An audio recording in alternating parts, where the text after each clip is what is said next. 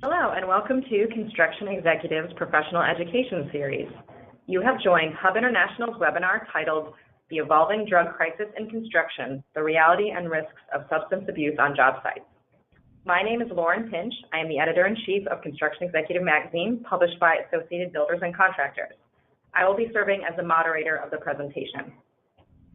As a reminder, we'll send a copy of the slides and the recording of the presentation to everyone within a few days. Today's webinar will cover substance abuse costs to the industry and the impact of abuse on employee safety, processes to update drug testing policies that reflect applicable laws governing employees, and the legal exposures of not maintaining a drug-free job site. If you have any questions that pop into your head during the presentation, please type them in the questions box at your right and go to webinar, and we will address them at the end of the presentation during our Q&A session.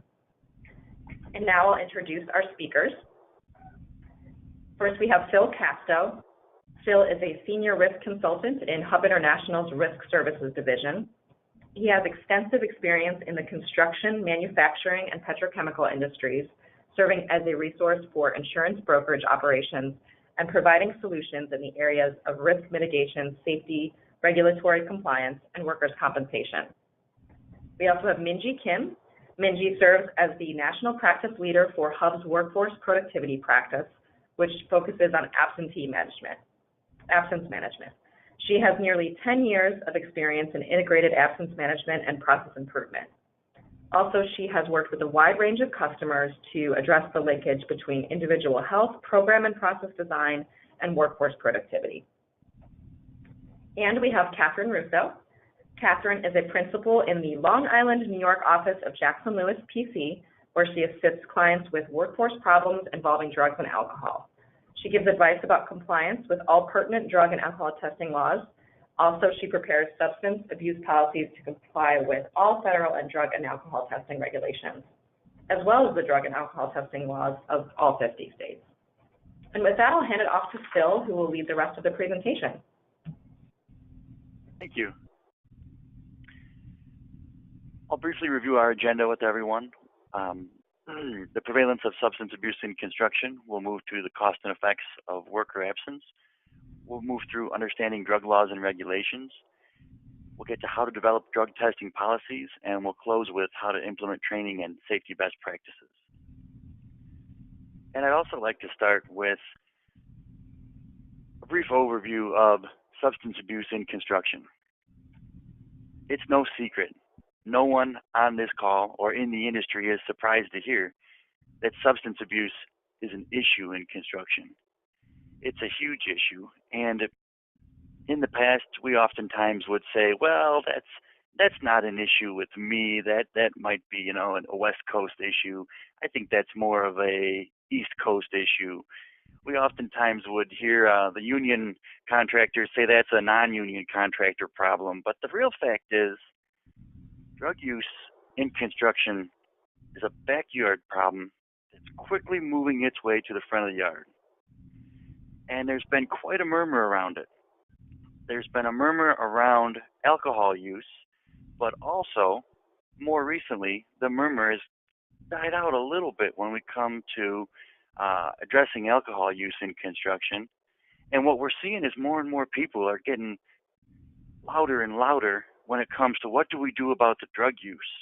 Alcohol use was an established risk and something that we kind of had our arms around to some extent.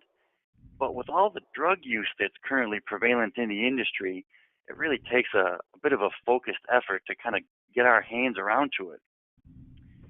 Now, I can't even count how many times I've been on a job site and somebody wanted to talk about last night. Last night we did this, last night we did that. Just today in the United States, there are literally thousands of construction projects and thousands of workers, and everybody is talking about last night. It was Fat Tuesday. It was dollar drafts. It was shots. It was this. It was that. We had this many. And the industry is accustomed to that. That's the norm. That's the ego of a lot of the construction workers. Let me tell you how many I drank last night. Well, this norm, this conversation that we've heard for years, our entire careers, we've heard this conversation. Just recently, Just recently, it's expanded. We're not talking about beers and shots anymore. We're talking about drugs. We're talking about the drugs that we are using recreationally, that some guys are using on the job. We're talking more about what it looks like when people are using other drugs and what drugs are they using, and does that make you uncomfortable, or is it something that you're okay to tolerate? So this brings me up to a quick statistic that about 25% of all our construction laborers are saying that yeah, they're using drugs. That's okay. We're okay with that. And if you don't believe that, if you think that those aren't my projects, I don't think that happens with our crews. That if you think that's somebody else, I am going to ask everybody on today's call to go ahead and get out to a project, put your boots on the ground, lace them up, get there 30 minutes early, stay 30 minutes late, take the skip up to a multi-floor project, sit in on the toolbox talk, see what's going on that project, because people will tell you. They're not ashamed of it, what they did last night, what's going on. Don't be surprised if a lot of the job sites you go to, you get there early enough in the morning, as the men and women are rolling onto the site, you're going to smell some interesting smells. You're going to see some interesting things. You're going to really be surprised at how prevalent the drug use is. And it's something that if you don't physically get out to the job site, if you just take somebody's word for it, yeah, it's not really that big of an issue. You know, we got a couple of guys that maybe use or maybe drink or maybe on their own time, but we don't think they bring it to the job site. I'm going to ask you to go look, because you're going to see it on your job site, and at that point in time, you're going to go, oh man, 25% was the statistic I heard. It looks to me like we're doing better or maybe doing worse than that. And the fact that these people are our employees and valued contributors to our organization, they're getting to our job sites, and at some point in time, they are under the influence. Now, these people on a construction site, they create a significant liability. Fact is, we work in a dangerous industry. If you look at the statistics year over year, about 20% or about 1 in 5 fatalities that the United States sees comes from the construction industry. It's dangerous work. And it used to be that if somebody showed up to the job site and they were not what we'll call fit for duty, they were maybe a little wonky, didn't quite have their eyes all the way open, right? Well, our foremen and supervisors used to just send this guy home or have him go sleep it off in the truck and you can start at lunch today, right? That used to be a pretty standard approach.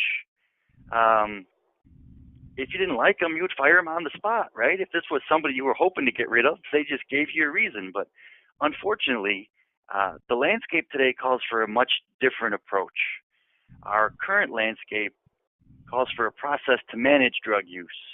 Where our zero tolerance program was previously the norm, our contractors today are taking a slightly different approach to try and keep good people, to try and just adapt to what the workforce is telling them they have to do.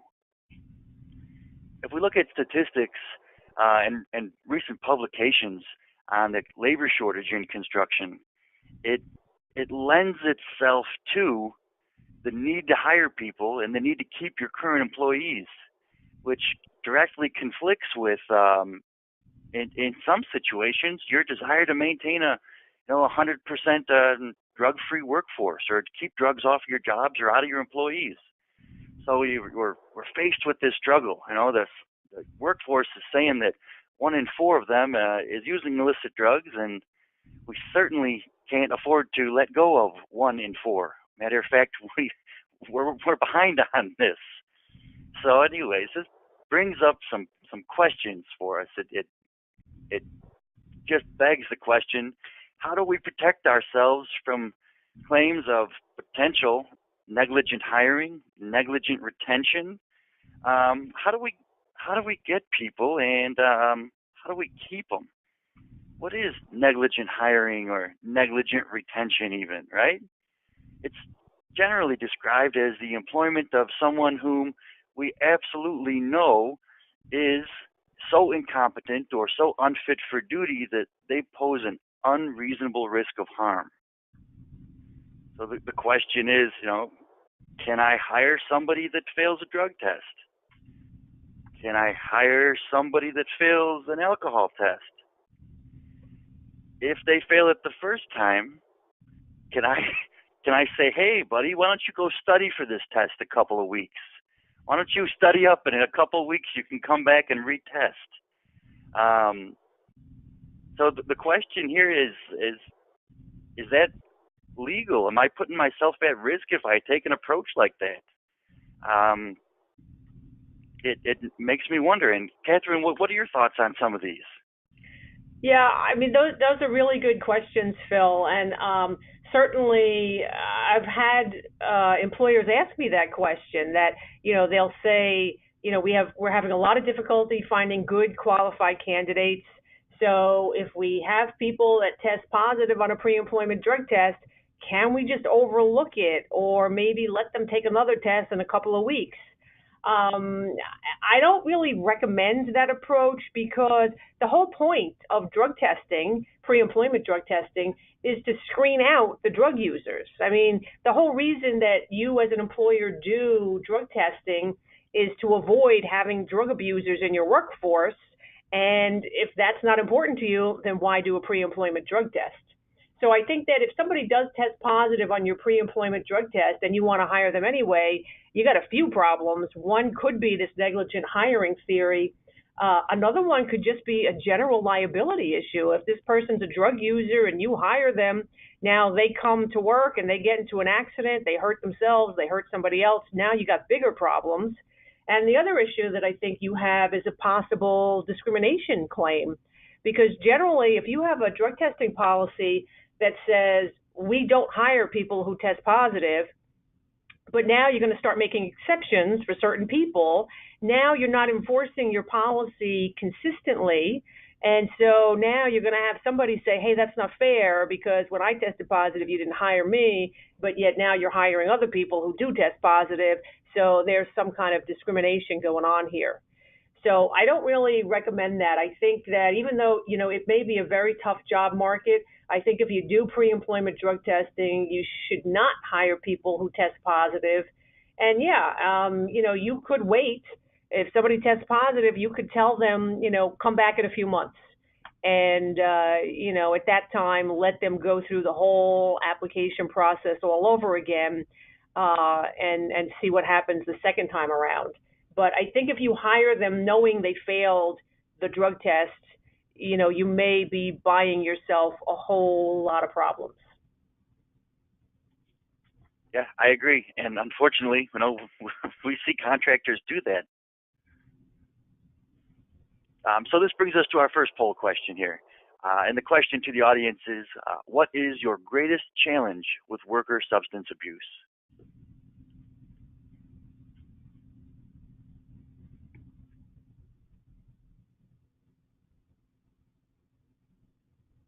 So we'll give everybody a few seconds to chime in on this, and we'll review the results in a little bit here.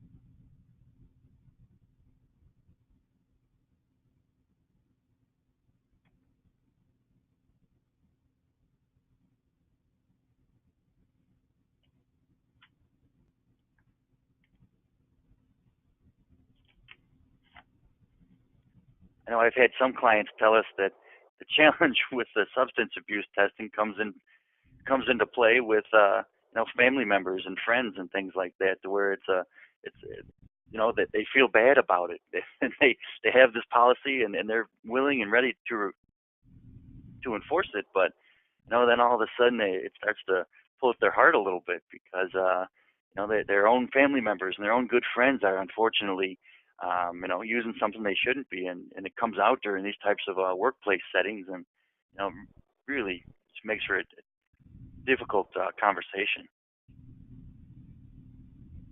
Yeah, and connected with that too, Phil, it's kind of like a favoritism or nepotism type of situation.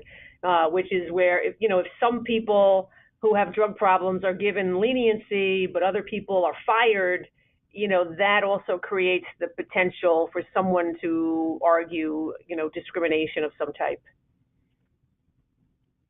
Oh, yeah, absolutely. Well, I think we'll keep moving here. The poll's been open for hopefully long enough for everybody to submit their answers, and we'll come back to this. Now, this kind of brings us up to our next issue, and the next thing we wanted to talk about on today's call is the cost and effects of worker absence. And we just kind of introduced what a big issue it is.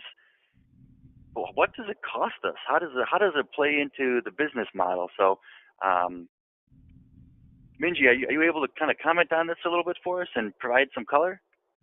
Yeah, absolutely, Phil. Thank you. If you can actually progress to the next slide, we'll get that kicked off. But I want to spend a few minutes talking about the big picture and why today's topic is an important one, because today we're talking about the impact of drug utilization on an individual basis to your employees and your workforce at large. But at a higher level, the reason why this is an important conversation is because every company attending our presentation today is an employer.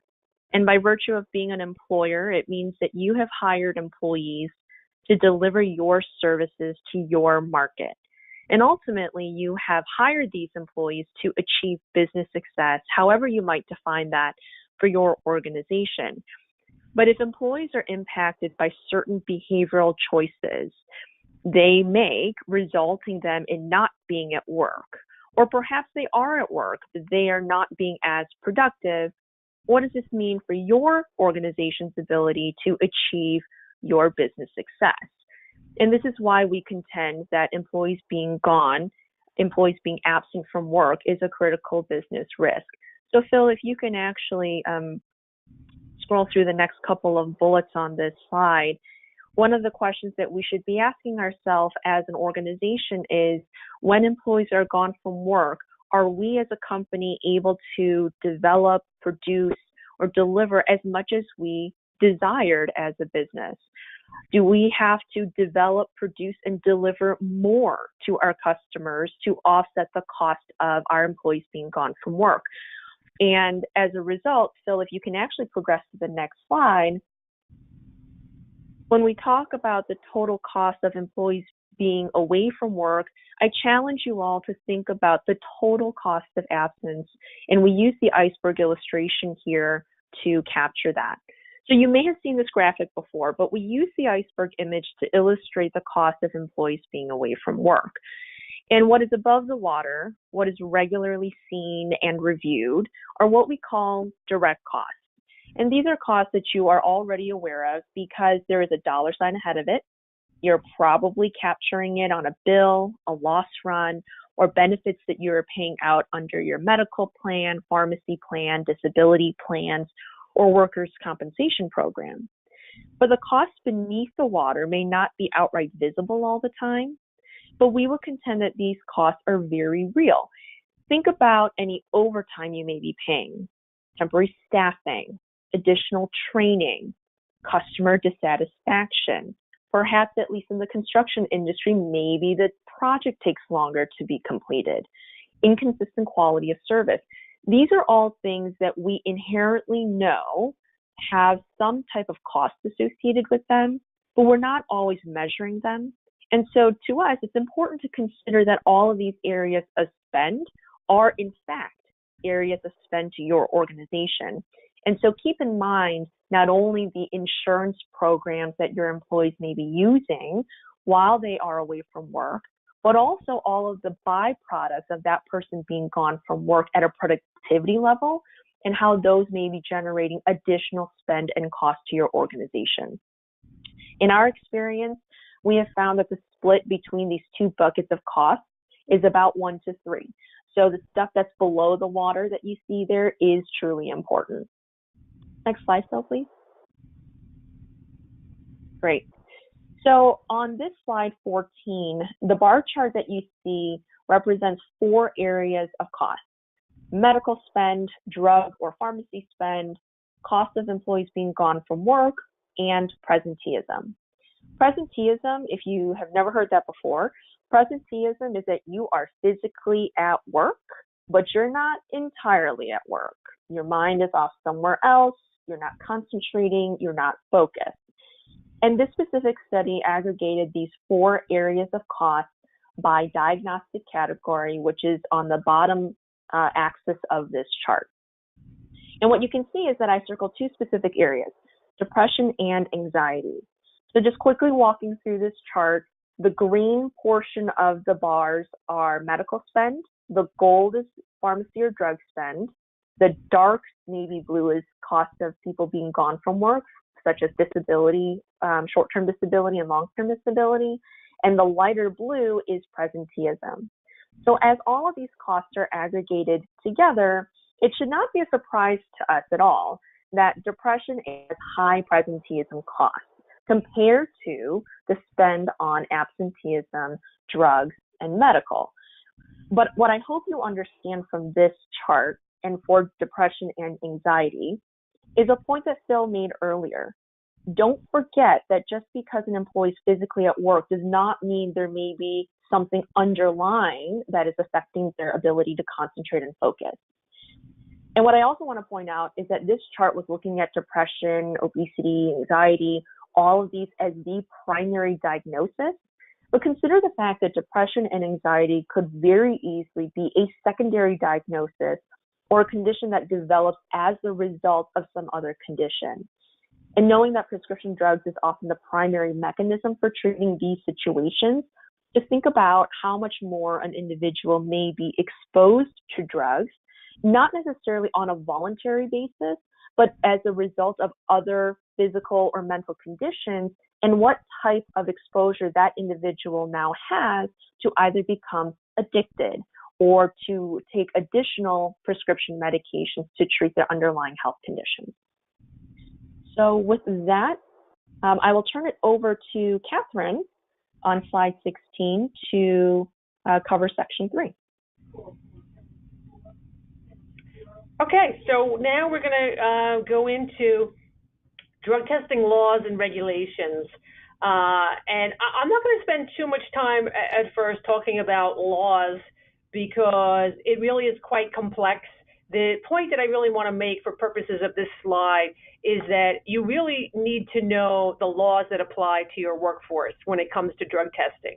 So, for example, if you have any DOT-regulated employees, that could be commercial motor vehicle drivers who are regulated by the Federal Motor Carrier Safety Administration, or if you have pipeline employees who are regulated by the Pipeline and Hazardous Materials Safety Administration, you are required by law to have drug and alcohol testing policies that comply with those federal regulations.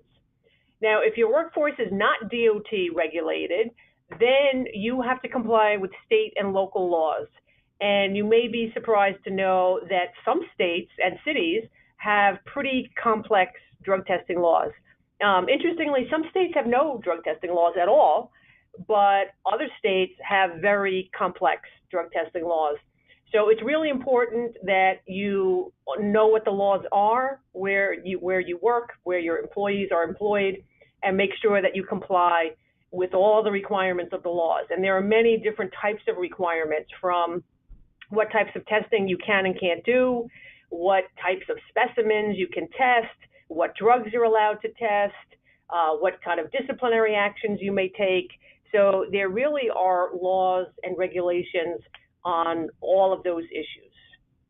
But I think the main thing I want to talk to you about now, and Phil, if you could move to the next slide, we're going to talk, mainly I want to talk to you about marijuana. Medical marijuana and recreational marijuana really is the hot topic right now, and the opioid crisis also to a lesser extent. And I'm going to talk to you in a moment about prescription opioids and other opioids. But before we do that, let's talk for a few minutes about marijuana, because, I mean, my phone is just ringing off the hook every day with employers asking me, what do we do about all these marijuana laws? We can't even keep up with them. So So let me start with the recreational marijuana laws. To some degree, I think that addressing recreational marijuana is a little bit easier than addressing medical marijuana, because recreational marijuana, you're dealing with people who are not using it for medical reasons. They're just using it because they want to. And at the moment, we only have 10 states plus Washington, D.C. that have recreational marijuana laws, unlike the medical marijuana laws where there's a lot of states.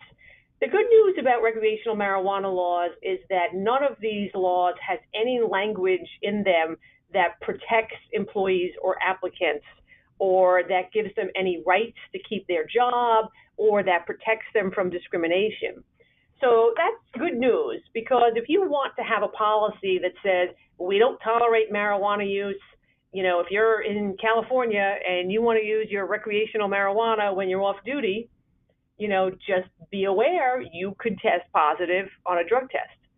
So the only thing I'm really advising employers is consider putting that kind of notice in your drug and alcohol policy.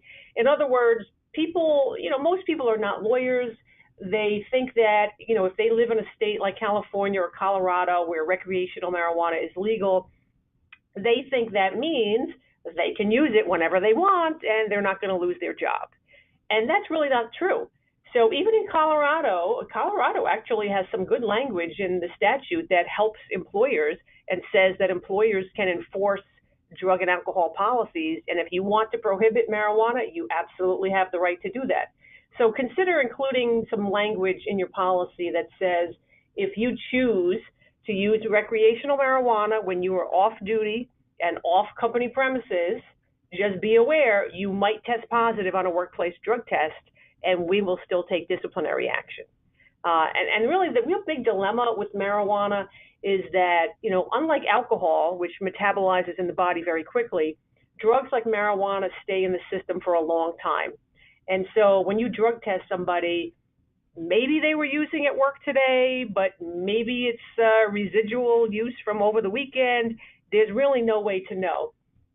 And that's really what creates so much of the controversy, because people will swear that they never used it at work, they only used it on the weekends, and yet they come up with a positive drug test at work.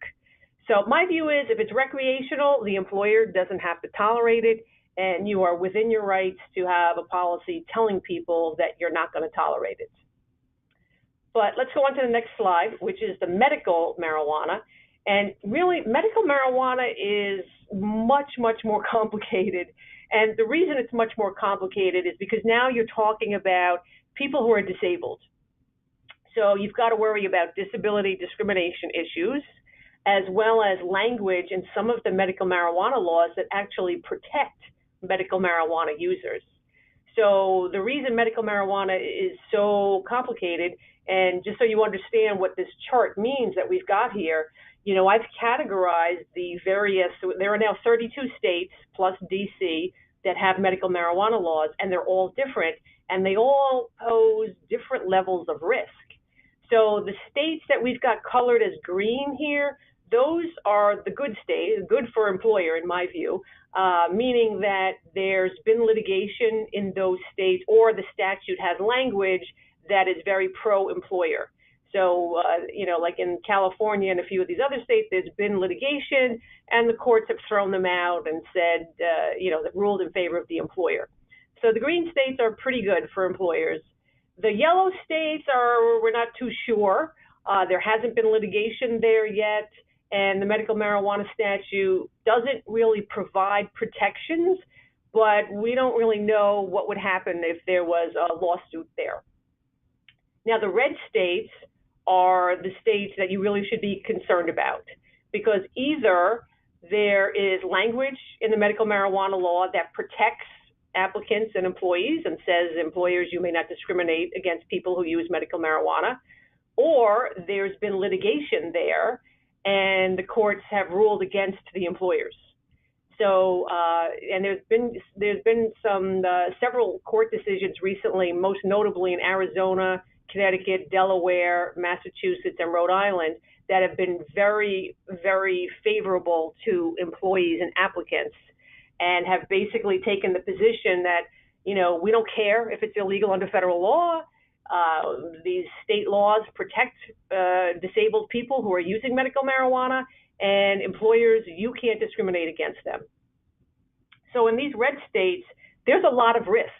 And so I'm not saying to you that, you have to hire or accommodate a person who uses medical marijuana in all of those red states. I think what you have to do, though, is have an interactive dialogue with the person. This is language now from the Americans with Disabilities Act, and you have to assess the safety risk. So if you're hiring somebody for a very dangerous job, and I'm not saying you should just automatically discount them, I think you need to have a dialogue and find out from them, when they use the medical marijuana. You certainly are within your rights to prohibit them from using at work or bringing it to work or being impaired at work. But I think you have to do a dialogue and a bit of an analysis to see how much of a safety risk would there really be if we hired this person or continued to employ this person. And you've really got to do it on an individualized basis, because if you just have a rule that says, hey, my workplace is just way too dangerous, I don't care about medical marijuana users, you're going to be sued, and I think you could very likely have an adverse decision. In those court cases I just talked about, that's what the employers did. They said, sorry, but our rule is no marijuana. We don't care if you use medical marijuana. And they didn't really have a dialogue with the applicants. They just refused to hire them. And the court said, that's a problem, that's discrimination. So just be aware now, there's a trend now, since about 2017, the trend is moving away from, good decisions for employers, and now the decisions are really more in favor of the applicants and employees. So you're going to have to be really, really careful, and my advice is to, consult with the counsel on these issues and treat them on an individualized case-by-case basis. Depending on what you've got to analyze is how risky is the applicable state law and how dangerous is the person's job. All right, let's go on. Yeah, go ahead, I think Phil. that rolls right into our next section here, how to develop a drug testing policy. You kind of started on it, and I'm just going to keep the slides moving right along with you here. Okay, great. So let's talk about some considerations for developing a drug testing policy. And I did mention earlier, you've got to make sure you're familiar with which law applies. Are they DOT employees? Do you have to follow federal DOT regulations? Does state law apply? You've got to make sure you know your state law, because there can be very serious monetary penalties as well as lawsuits. So some of these state drug testing laws provide not only monetary penalties, but they provide a private right of action. So if you are testing in a way that violates state law, the applicant or the employee can bring a lawsuit, and it can be very difficult to defend those cases. Now, there are also voluntary workers' comp laws. So if you're interested in obtaining a workers' comp premium discount, there are some workers' comp laws that will provide you with a premium discount if you follow certain requirements of that law. There are other laws that will provide you with a defense in unemployment cases, so a lot of employers like that. The other issue that I've got here that I want to mention to you, and I'm going to come back to this a little bit later too, is you should definitely make sure that you have a provision that addresses prescription medications. And that would include medical marijuana in the states where we have medical marijuana. And what I mean by that is, you all have very dangerous workplaces, and so you are going to want to know, if you have somebody that's in a dangerous, safety-sensitive job, and they go to a doctor for some medical problem, and they get a prescription for Vicodin or OxyContin or who knows what, you should have a provision in your policy that says they have to come to you and tell you. And again, it's not to violate their privacy. It's to help you to assess the safety risk. Because again, if this person's in a very dangerous job and they're taking Vicodin, we just want to make sure that, we're going to have a safe workplace. You're going to want to have a dialogue with the person, and you're going to have to try to figure out, can we make any type of accommodation for them? An accommodation, maybe it might even be a temporary leave of absence if we can't come up with anything else. Maybe we can find something less dangerous for them to do temporarily. But you really want to assess that situation. You just don't want the person going to work using their Vicodin and then we have an accident or we have some kind of problem. So that is an issue that I really feel strongly about. And it's, particularly because of the opioid crisis. A lot of people, they have surgery or they have other issues and they get, prescription opioids from their doctors. And, they just often don't realize, what kind of effects the medication is having on them. And so you want them to come forward and tell you. And again, I want to stress this is for safety-sensitive employees only. It would not apply to your office workers or anybody non-safety sensitive because there were rules under the Americans with Disabilities Act about making medical inquiries. So for anybody who's not safety sensitive, you don't care. We don't care if they're using prescription medications. We don't want to know. Don't tell us. But for somebody who's in a dangerous job, now there's the potential for, possible liability exposure for you. So you want to know if they're using some kind of prescription medication that might create a safety risk. And then you've got to assess it and try to figure out what, if anything, can we do to address that safety risk. And it brings up the question, is it possible? Can we still have a drug-free workplace and adhere to all of these federal and state employment laws? Yeah, I mean, that's the challenge. I have to tell you, it is a challenge. Because again, realize, and one of the reasons I'm urging you to be careful about this inquiry about prescription medications is, again, people have the right, if a doctor prescribes medication for somebody, we don't have the right to say, hey, you can't use that. Certainly employers don't have the right to implement blanket policies telling people they're not allowed to use certain kinds of medications.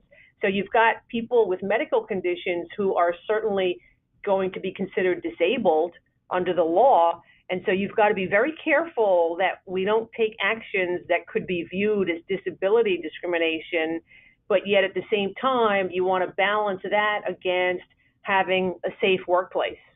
And to me, one of the things I always say is, drugs and alcohol in the workplace, it's always a safety issue. So we only care about assessing the safety risk and addressing the safety risk. And beyond that, we'd rather not know if people are using prescription medications.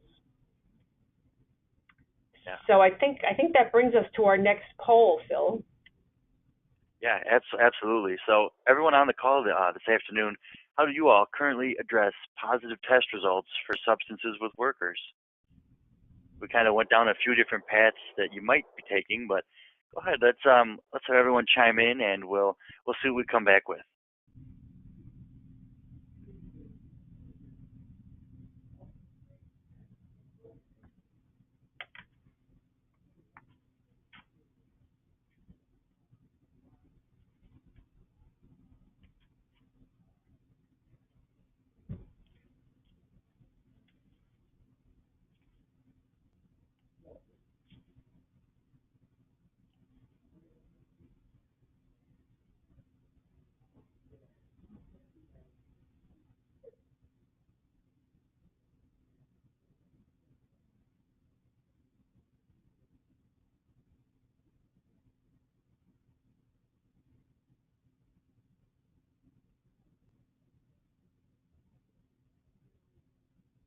And just while we're waiting, let me mention on this topic that there actually are a few states in this country that do not allow you to fire someone the first time they test positive for drugs or alcohol.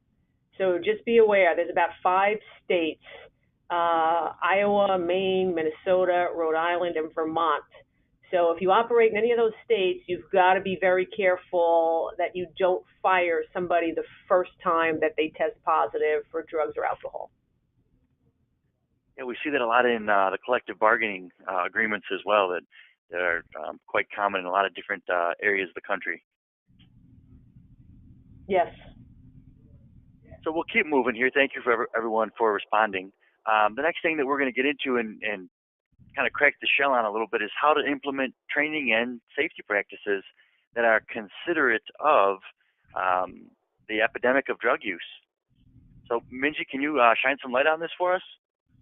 Yeah, absolutely, Phil. So on the next slide, we talk about a couple of things that we strongly encourage you to take into consideration. One of which, Catherine just made a really good point about how employees are prescribed all sorts of stuff by their doctor, and it's certainly not to disparage any treating provider, but I think it is important to think about the number of patients that understand what their doctor is actually telling them and what is actually prescribing them.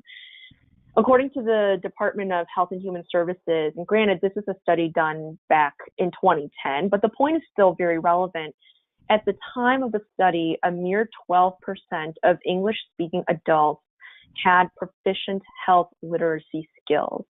And the health literacy means that you have a certain condition that's being treated for, and you're understanding what your treating provider is telling you to handle that specific situation. So think about a person who's been prescribed to take one pill 2 times a day. A person then takes both pills at one time after breakfast. Now, you and I both know that the prescription really was intended to take one pill every 12 hours, but to the patient, they thought they took both pills. They followed their doctor's exact rules, and they said, I did everything that I was supposed to do. My doctor told me to do this. And so when we think about the drug epidemic, especially going back to some of my earlier slides where individuals may be prescribed some type of prescription for underlying health conditions, including depression and anxiety, we have to think about how much employees or individuals are understanding what their provider is prescribing them. Speaking of mental health, from my perspective and helping employers with their short-term disability programs, mental health and behavioral health has become one of the top disabling conditions as a primary condition. The challenge with mental health is that the individual is the starter and the stopper of when he or she gets some level of treatment for that mental health condition. So it becomes debilitating. And a lot of times, by the time an individual actually goes out to take care of their mental health or behavioral health situation, it has prolonged for so long, and now they're just getting caught up in getting the type of help that they need. Which goes to the next point about disability leave for rehabilitation. So we have seen quite often now in the last few years within the umbrella of mental health and behavioral health as a disabling condition, it doesn't come as a surprise when employees need to take some kind of disability leave to get that rehabilitation or to get that type of treatment. So don't be surprised for all of you who are attending this presentation today to find this within your short-term disability programs if you offer that type of benefit to your employees. Catherine will actually touch on the last 3 bullets in more detail, but I thought it is worth mentioning from my vantage point as well. Written policies, at least in the HR world, is the ruler that you live and die by, because if anything ever goes sideways, you always lean on your written policies to know how to take appropriate next steps.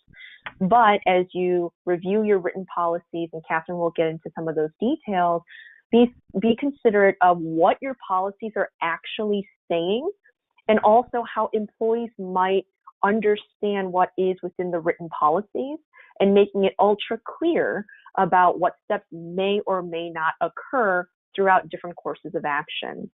Which certainly goes to the next bullet point about internal education. The internal education here is referring to training your supervisors and frontline leaders. From my perspective, working with employers around absence management, internal education is by far the cheapest number 1 opportunity and lowest hanging fruit for employers. It is one area that unfortunately we do not invest enough time into to provide adequate training on a very regular cadence. So it's not just a one-time training, it's training several times throughout the year. And then of course for FMLA or the Family Medical Leave Act, as well as ADA, Catherine already made some mentions of this, and FMLA and ADA certainly plays a role in the overarching conversation with respect to employees who may need to be at work or need some type of an accommodation as a result of the different conditions we were talking about. So, Catherine, I will volley it back to you on to the next slide. Thank you. So I'm going to go back again. I know I touched on this already, so I'll go through this quickly, but just to go back to the whole safety issue, prescription medications, this kind of leads me into not just having a policy to address this issue, which I think is very, very important, but also to do training for your supervisors. I will tell you, in my practice, I find that many employers really, they do training on lots of other issues like sexual harassment and all kinds of other things. What they don't do training on is how do you deal with people who may appear to be impaired at work or who come forward and tell me, yeah, I'm using some prescription medication and so I'm a little groggy and out of it. I find that many employers have no idea how to handle those situations. And this triggers, obligations that you have under the Americans with Disabilities Act and related state law, and potentially the FMLA. If you can't come up with an accommodation for the person that would enable them to perform their job safely, then you may have to offer them a leave of absence under FMLA. And just to go on to the next slide, I just want to sort of segue into the whole training issue. And I think that training on how to address prescription medication use, training on, substance abuse issues and your drug testing policy is really very, very important.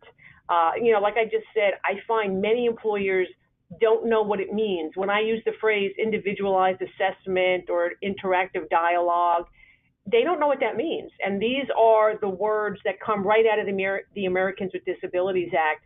And you need to know that when you have disabled workers, that this triggers obligations to accommodate, to have dialogues with them, to see if you can accommodate them, and to do this direct threat analysis, which is really a safety assessment.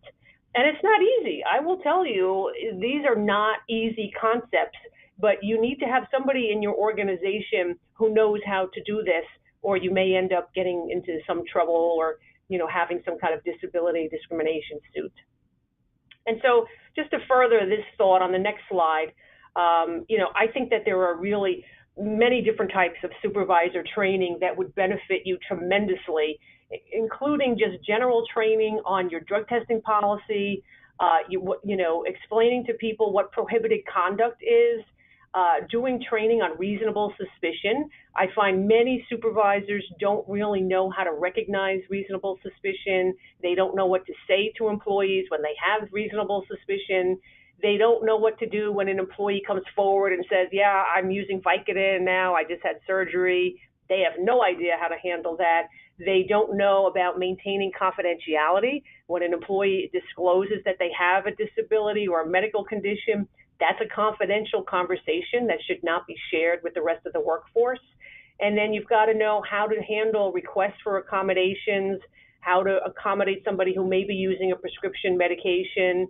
And these are really difficult issues, as well as people who self-identify that they have a substance abuse problem. So maybe you have somebody who doesn't appear to be under the influence at work, but they come forward and they disclose to you that they are an alcoholic or a substance abuser. That triggers a whole bunch of other potential, rules and laws under the Americans with Disabilities Act, and you've got to be careful not to discriminate or retaliate against them. Now, to go on to the next slide, the last point I really want to make on this training issue is I think it's worthwhile to train your employees too. I think training supervisors is very, very important, but training your general employee population I think is excellent also. Make sure they know what the drug and alcohol policy says. Make sure they know what types of tests you do. Make sure they know that if they're using a prescription medication that might pose a safety hazard, they have to come forward and tell you. Make sure they know that if they have a substance abuse problem, they can get treatment for it, that you'll help them. If you have an employee assistance plan, make sure you publish it, make sure they know that they can get help, and consider, other types of employee education, on things like, especially with this opioid crisis. I've read some interesting articles about how people in general just don't know how dangerous opioids are. When doctors give you a prescription for Vicodin after you have surgery, they don't tell you how addictive these drugs are. And I think it's worthwhile doing sort of general educational training on drugs, on the opioid crisis, and just making sure that your employees understand these issues and that they're going to comply with your policy. And I think that brings us to our takeaways, Phil. Yep, a few key takeaways here. We'll just kind of recap things quickly, and then we'll take some questions here shortly. So go ahead, Minji, if you don't mind getting us started with the key takeaway. Absolutely. Thanks, Phil. So we talked about this in various aspects across both Phil, Catherine, and my sections of today's presentation. I would just, again, encourage all of you to remember that employees being gone from work is costly to any business, regardless of industry. We also contend that people being gone from work is a critical business risk, especially because you hired those individuals for getting the work done. And so keeping in mind that we have both an employee morale issue, productivity issue, but also a cost issue, that these are all concepts that work together. Excellent, excellent. Thank you. And Catherine? Yeah, these are just my takeaways, which is make sure you're familiar with the drug testing laws that apply to you. Make sure you know the medical marijuana laws in your state, because they're all different and some of them are unbelievable. In some states, like in Oklahoma, for example, employers can't rely on a positive drug test result if that person is a medical marijuana user. So some of these laws are quite, unbelievable, and you've got to make sure you know them. Make sure you've got good policies that address prescription and over-the-counter medications that may impact safety. And again, I highly, highly recommend training your supervisors on reasonable suspicion, request for accommodation, and how to avoid discrimination and retaliation. Awesome, awesome. Thank you. And my final two takeaways here are just don't think this isn't you. So many contractors, so many people that I work with, they think that they don't have a drug use issue on their job sites. They think that it's not something that they need to focus on or spend any time or effort on. The data shows otherwise. The studies show otherwise. And get out and look at one of your jobs, and you will not be surprised to find out that is, in fact, the case, that we do, in fact, have prolific drug use on a lot of projects. And we just need to put some time and effort, kind of like everyone has said here. Catherine and Minji, thank you all both very much for outlining what a contractor needs to do and what the risks are.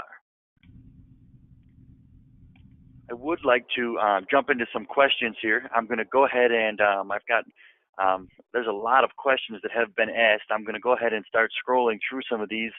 And I'm just going to read it out loud. And if Catherine or Minji, either of you would like to jump in, if I have an opinion on it, I'll give it to you as well. My first question here is, can a medical provider give training and or advice as to whether a person can work if on a specific medication?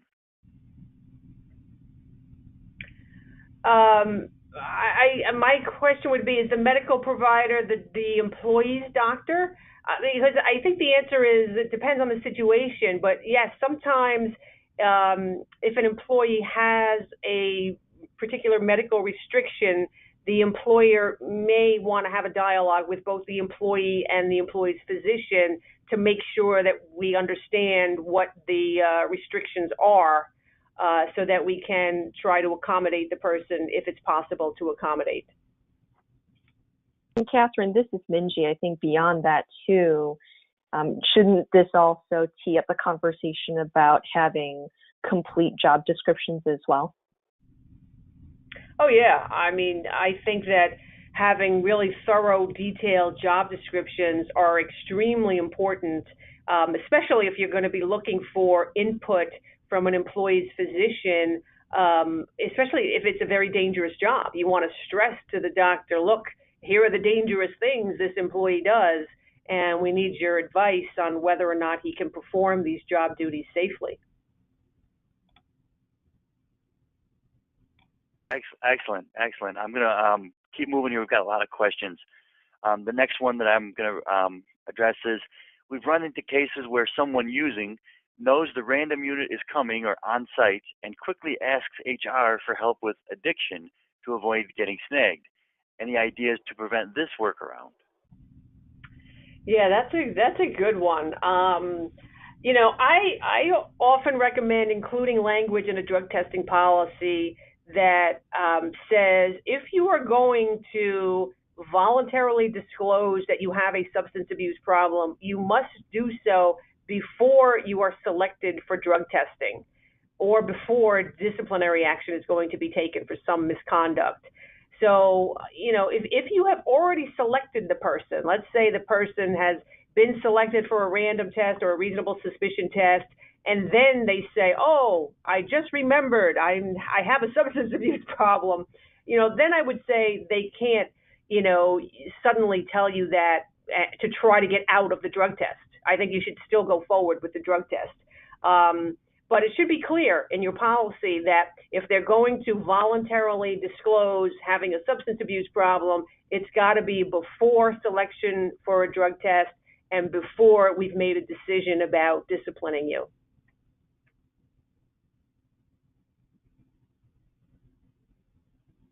Excellent. I completely agree with you on that. There's got to be a way to eliminate a loophole that's as easy as that. So great content.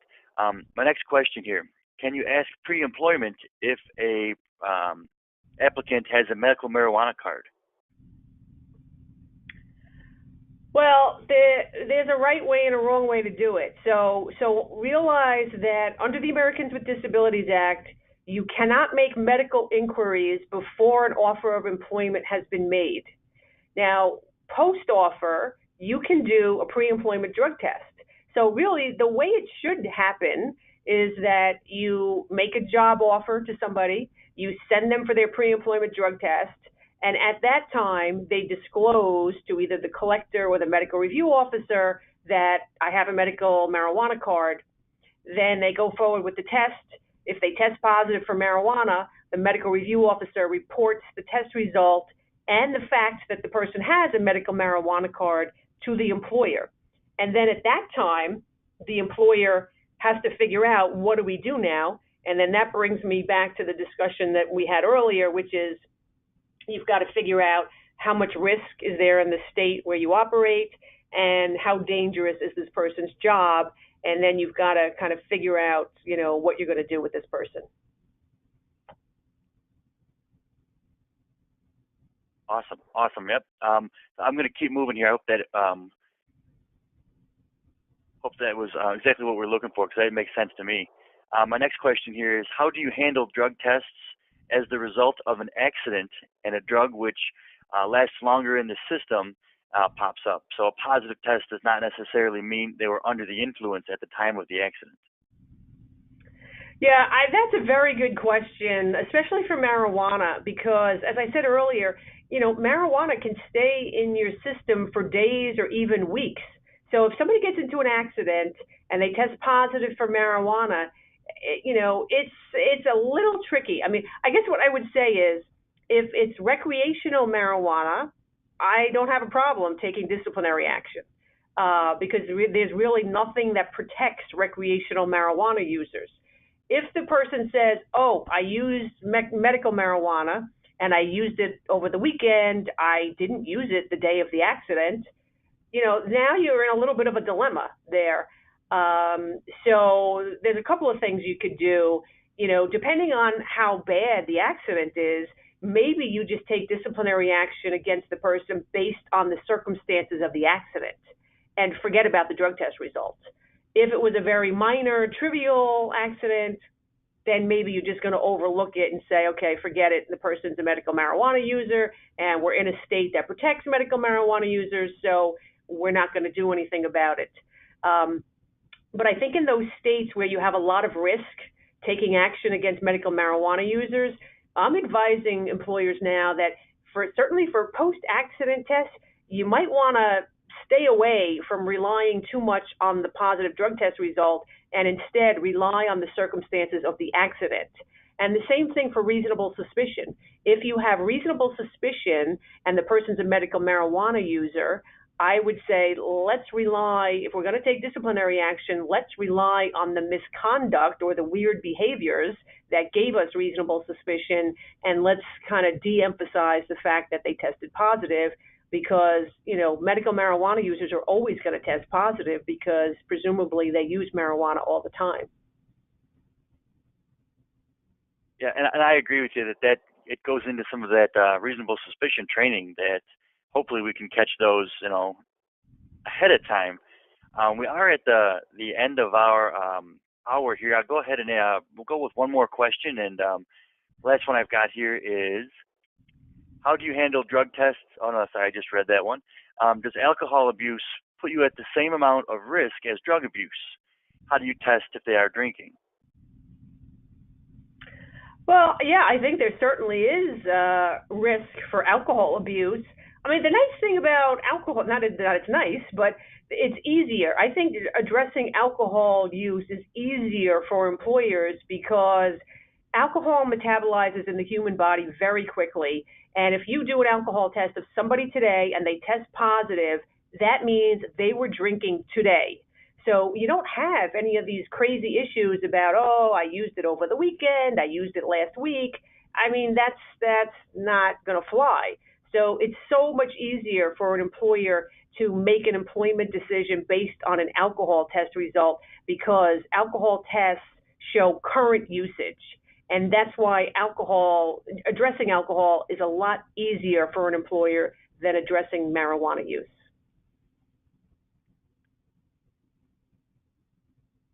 Yeah, I think that's absolutely dead on right with that. And it you know, begs the question, when are they going to be able to determine impairment you know, from marijuana use, which I think there's several testing protocols in place in other countries, but nothing that we've quite established or embraced here in the U.S. yet.